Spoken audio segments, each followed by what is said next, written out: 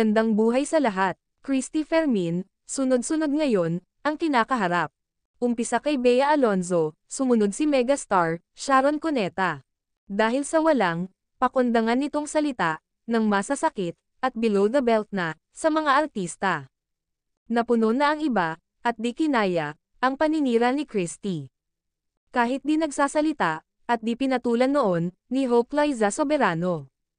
Ang mga sobrang masasakit, na pananalita nito, sa kanya. Paninira, at pang-aalipusta, at pinapahiya pa nito, si Liza Soberano, sa social media. Pero ibang tao na lang din, ang magpamulat, kay Christy Fermin, na may damdamin din, ang mga artistang, sinisiraan nito sa social media. At ngayon, matapang pa siyang nagsalita sa ere, na binabalik niya ang condo unit. Nabigay sa kanya, ni Willie Revillame.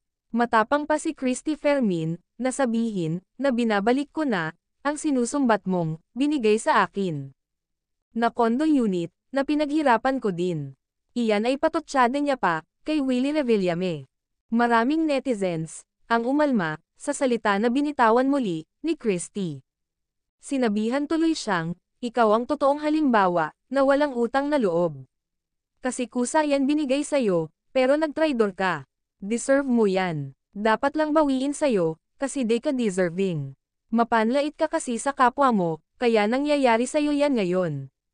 Samat-sari ang mababasang komento, na against sa attitude, ni Christy Fermin. May hangganan din, ang patuloy na paninira, sa kapwa.